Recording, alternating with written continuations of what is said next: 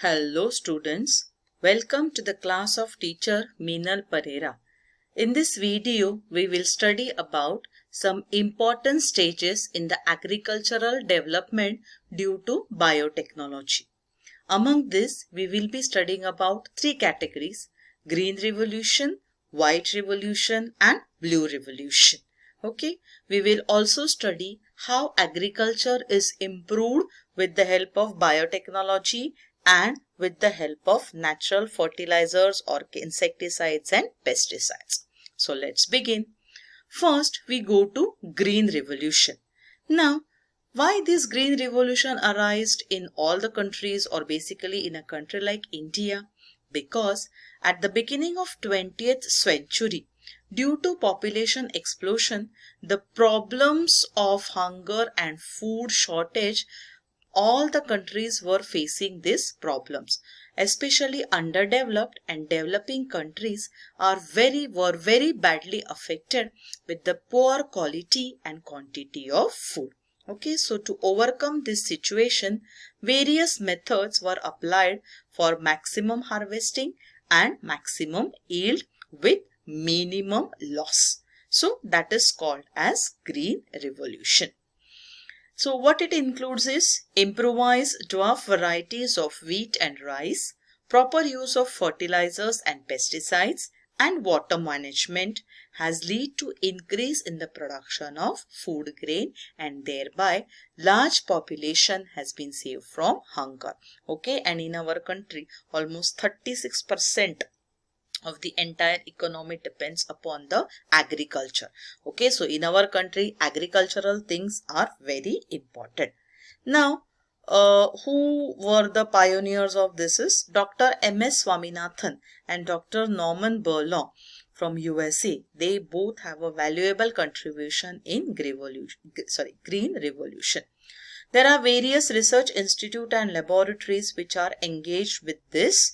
Example, Indian Agricultural Research Institute, New Delhi, or National Citrus Research Institute, Nagpur, and its all branches, and Indian Institute of Science, National Pomegranate Research Institute, Solapur. So all these are basically institute that deals or that works or that experiments more on how we can improve the agricultural things. Then coming to White Revolution, white is, you all know that it is all related to milk and milk products. Now we all know that India has been, or various parts of India are very rich in milk and milk product, but milk is a very perishable food items which gets spoiled very fast. Okay, so therefore it needs to be preserved or transported in a proper way. Okay, so then with the help of Dr. Verghese Kurian, a cooperative movement took place in India, and with the help of biotechnology and this cooperative movement, okay, the dairy, it now has become the mainstream business. He put the cooperative dairy movement of Anand, Gujarat at all-time higher status.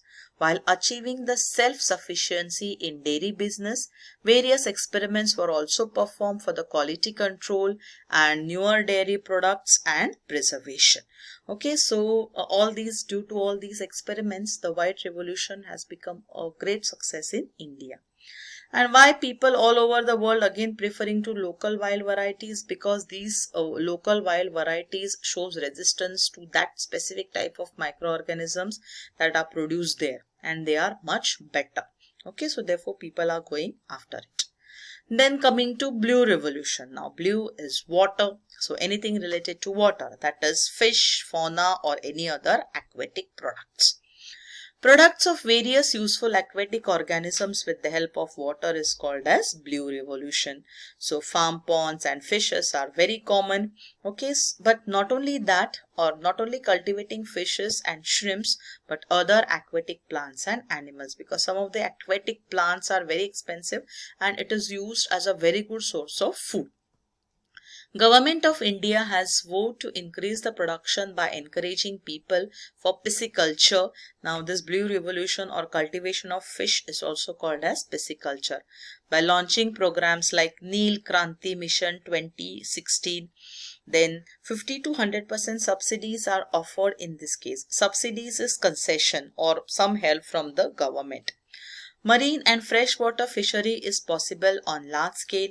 Freshwater fishes like rohu, katla and other fishery products like shrimps and lobsters are cultivated on large scale. Okay, so that is also used as a good source of food. The blue revolution. Okay, so we have the green revolution, that is agricultural. White revolution, milk and milk product, and blue revolution, water, that is pisciculture, and not only fishes but other or aquatic plants and animals. Then how do we can use fertilizers for a better improvement? Okay, now we are using two types of fertilizers, chemical fertilizers and natural or organic fertilizers. Now obviously you all know that organic are much better because it doesn't affect the soil much. It is not much harmful for us. What is the main use of using fertilizer is, you all know that the water holding capacity of the soil improves with the fertilizers or when we use more of manure. Upper layer of soil essential in agriculture is formed due to humus formation. The first layer of soil is useful for agriculture. Various essential elements like sodium, potassium and nitrogen can be available to crops due to earthworm and fungus. We know vermiculture, compost and fungus, that is microorganism mushrooms, they could decompose and produce a very good manure. In soilless farming, that is hydroponic, liquid chemical fertilizers are used. Sometimes soil is not available, so we use sawdust or any other substratum as such. So there we are using chemical fertilizers. However, there are more harmful effects of chemical fertilizers. We all know that. Okay, so basically it includes decrease the fertility of soil. So organic manure is always better. Then insecticides that are spread on the crop to kill the insects.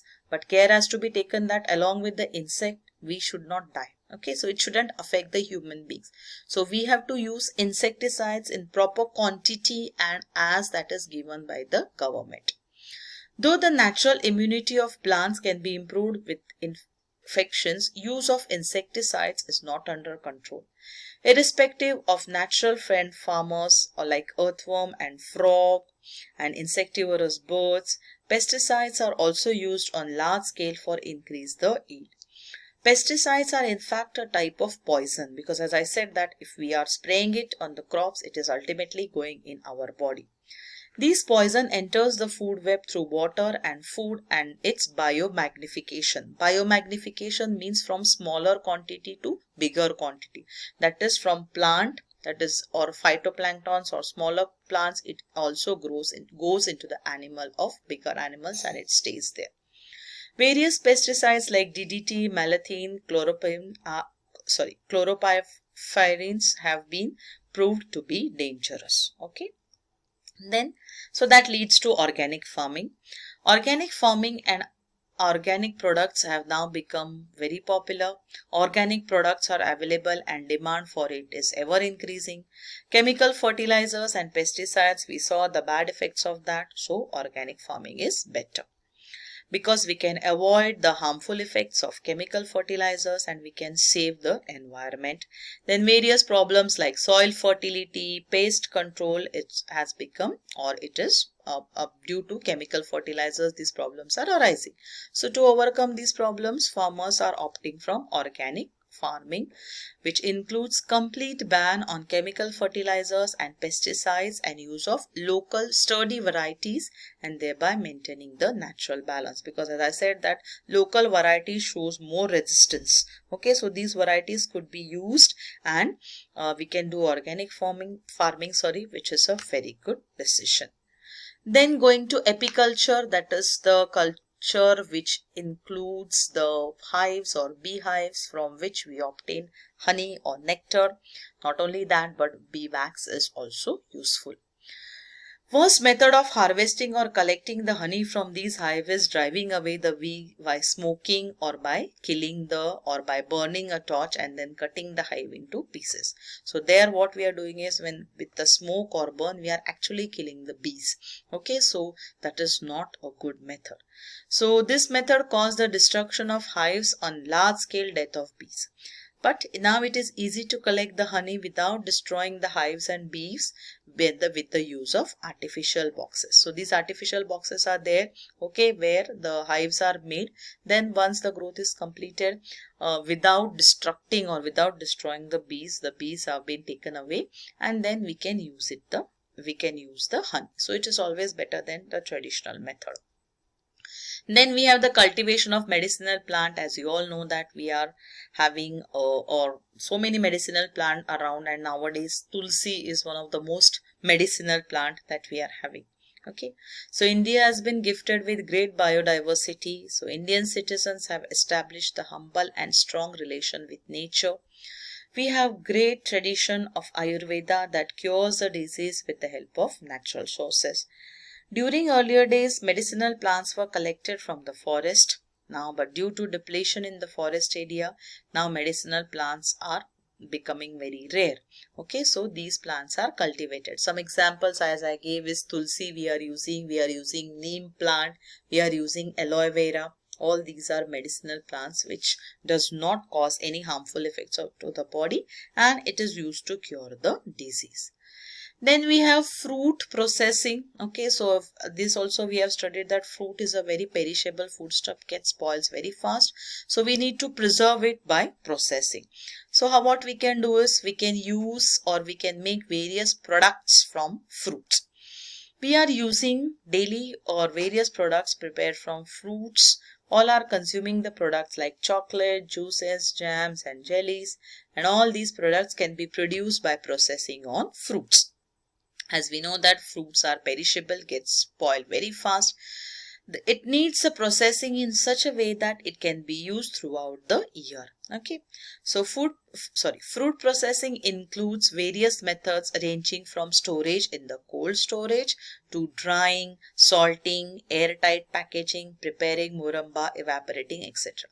So all these methods by which we can store fruit throughout the year.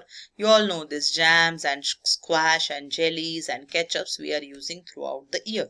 It is made up of fruit. So with the various process and by the use of microorganisms or bacteria which are not harmful, then this preservation we are doing.